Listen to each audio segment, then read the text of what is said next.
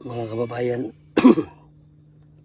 ako po si Police Brigadier General Narciso Domingo, retired, ang dating hipi ng PNP Drug Enforcement Group na sa ngayon ay wanted na ng ating gobyerno dahil sa mga napakawalang kwentang mga kaso. Kami nga nakahuli ng 1 tonladang shabu. Kami pang gustong ikulong ngayon. Ayaw ko rin namang sumuko dahil ayaw kong magaya kay Secretary de Lima na nakulong ng 7 taon bago na absuelto. Masyado na pong sira ang pagkatao ko sa mata ng publiko. So, the public also deserves to know my side of the story. October 2022 po, nung nakahuli kami ng pinakamalaking drug buy bust sa kasaysayan ng Philippine National Police. 990 kilos po ang nakuha namin na nagkakahalaga ng halos 7 bilyong peso. Kasama po doon sa nahuli ay ang 2 suspects at ang isa doon ay isang pulis, si dating Police Master Sergeant Mayo. Tinonover po namin yung droga sa PDEA. In fact, nasunog na nila yun at kinasuhan yung 2 suspect na hanggang ngayon nakakulong.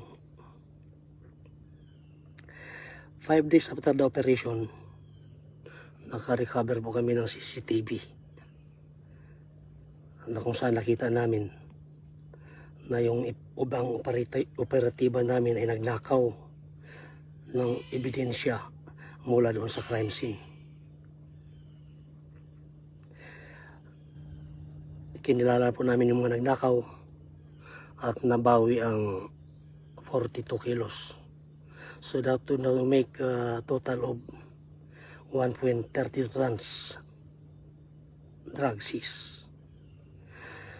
Nareport po namin sa dating CPNP yun, General Asurin, na nag-utos kaagad ng agarang investigasyon.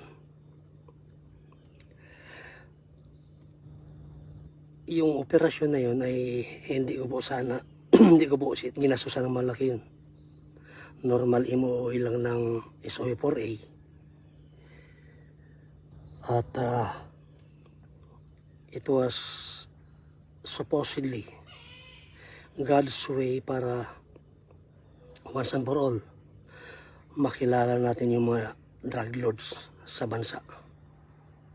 Pero di na rin po nangyari yun dahil 6 months after the operation ay nagpasabog po si Noy Secretary Binor Abalos ng kabaliktaran na istorya. Pinaratangan kaming may grand attempt to cover up Sergeant Mayo. Grand attempt, ilang minuto pa lang nung nahuli namin si Mayo, minisid ko agad yung bata niya, si Mike B, na nahuli namin si Mayo. Ang ebidensya niya po ay mga affidavits, mga salaysay ng mga boss ni Mayo sa SOU NCR na sina Colonel Ibanez, Colonel Gonzales, Major Salmingo at iba pa. Nang dahil sa presko na yun, courtesy resignation po niya ang lahat na full-fledged colonels and generals ng PNP. Out of 953, 18 po doon ang tinanggap, 3 general at 15 full-fledged colonel. Pero wala pong General Domingo doon. Dahil alam po ng ating Pangulong Bongbong Marcos na si General Domingo ay walang kinalaman dyan sa kalakaran ng droga. Ganun pa man, nag-file ng maraming sandamakmak na complaints. Yung bata ni Isael J. Abalos na si Napolcom, yung na-dismiss na Napolcom Vice Chairman Attorney Bernardo. Pero for 2 years, wala pong nakarating sa mga reklamo sa DOJ na yun sa korte.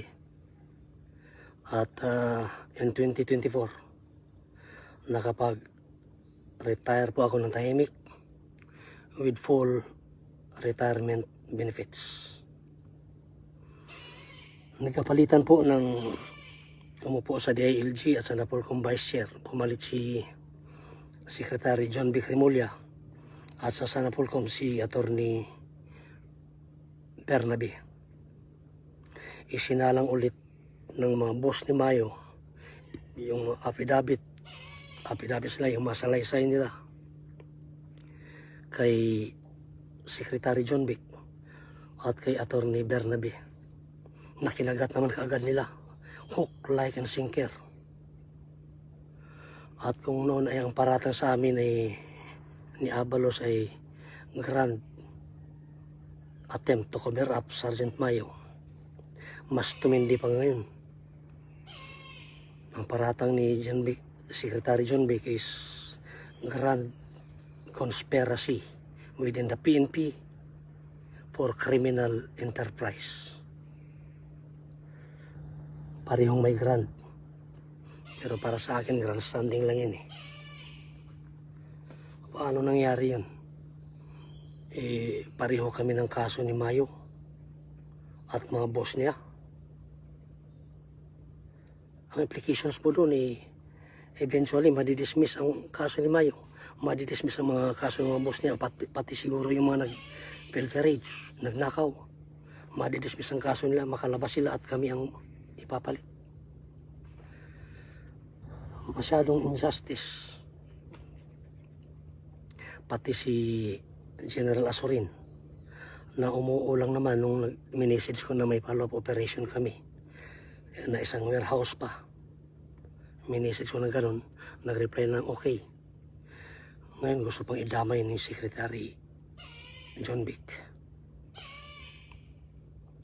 To Secretary John Vic, sir, dito sa kinasuhan mo na 30, baka wala pa sa kalahati dyan yung involved talaga eh. Please review and rectify your filed cases. Buhay at pamilya ng mga pulis mo ang pinag-usapan dito. Habang buhay mong dadalhin yan. Ang mga reklamo mo po ay base lang sa mga salaysay ng mga boss ng Mayo. Siyempre, yung mga sindikato na yan ay gustong iligtas si Mayo at gustong iligtas ang mga sarili nila. Kaya gumawa ng istorya na pinaniwalaan mo naman.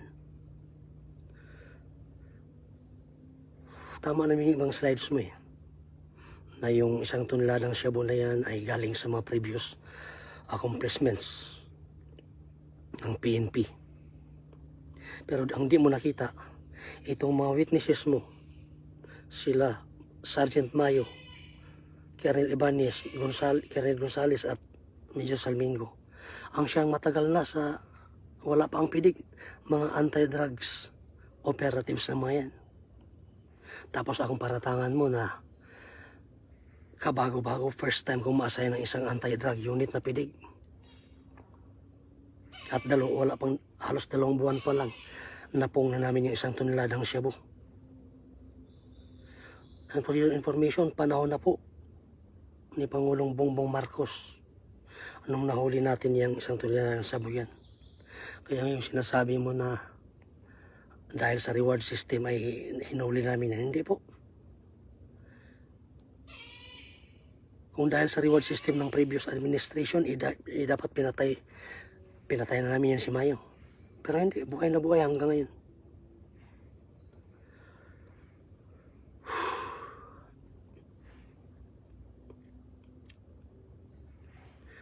Panahon na po ni Pangulong Bongbong Marcos yan at ang dating si PNP noon, si General Azorin, ay paulit-ulit na sinasabi sa amin na life is beautiful. Na mas maganda ang buhay ang suspect, buhay yung kriminal, dahil habang buhay niyang pagsisisihan yung krimen niyang ginawa, kaysa mamatay ora-orada. Yun po ang sinunod namin. Na para maniwala ka, Secretary John Vic, sir, nandiyan naman po ang Directorate for Intelligence ng PNP, ang ISAP, ang PDEA, at National Intelligence Coordinating Agency, NICA, para makilala mo kung ano talaga ang tunay na pagkatao nitong mga witnesses mo. Please reconsider, sir. Review and amend or possibly withdraw your non-billable complaints against us. Hindi po kami ang kalaban dito. To Napolcom Vice Chair, Attorney Bernabe, sir, abogado ka. Hindi mo alam na para maging admissible sa korte yung mga CCTV footages na yan, eh dapat may court order at dapat eksperto ang mag-extract ng files. Eh hindi. Hinihingi lang namin yan dun sa may-ari ng CCTV. Pinakiusap namin. Nung una ay pangang pumayag. Pero pumayag na rin bandang huli, kaya in-extract ng intelligence officer ko. May recommendation ka pang i-dismiss kaming mga 3 presidential appointees. 2023 pa lang, dismiss yung 2 doon. Ako lang natira. Anong klaseng kamas-kamas na investigasyon yan? To Secretary Boying Remulla, sir,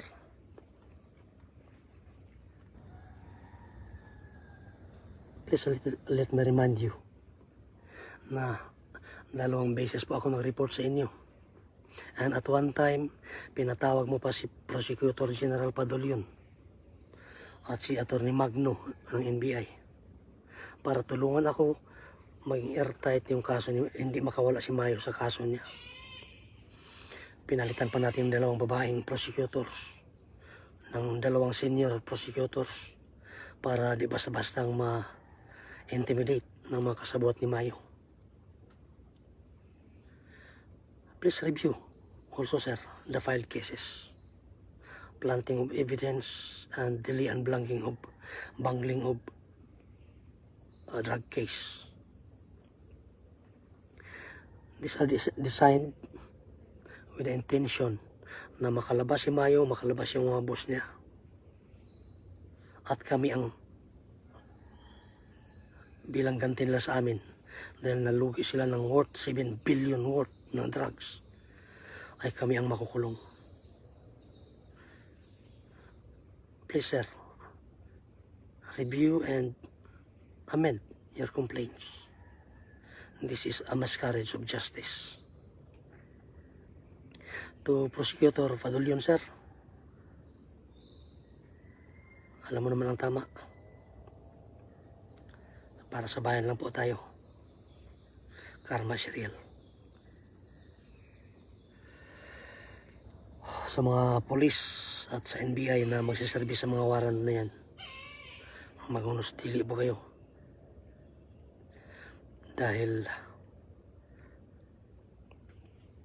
sa nabanggit ko na kanina, diskarte ng mga tunay na mga kalaban natin yan para makaganti doon sa nalugi nilang 7 billion sa amin na nakahuli. At mailigtas yung bata na si Mayo at mga kasabwat ni Mayo. Hanggang kailan tayo magpapagamit? Nakikita niyo naman, way back in 2017, may nakuha ang 300 kilos doon sa Port Area, Manila. Sino nagkakaso doon? Yung customs officer, intelligence officer ng customs. At yung police na nagbigay ng tip doon sa taga-customs ang nagkakaso. Nakonvict pa nga yung taga-customs. Si Gumban ba yan? At yung pulis na nagbigay ng information ay wanted din ngayon. I think Colonel Asierto. Patuloy ba tayong magpapagamit dito sa mga naghahari-ari ang mga sindikato? Pag-isipan niyo mga kasama. Sa ating Pangulong Bongbong Marcos, sir, I am praying that you will bring back common sense and order over this brouhaha, over this miscarriage of justice. I know that all things work together for good for those who are called according to His purpose. Pero sa sitwasyong ito, hindi ko na rin po alam kung anong purpose. Bahala na po si Lord sa atin. May God bless us all. Thank you.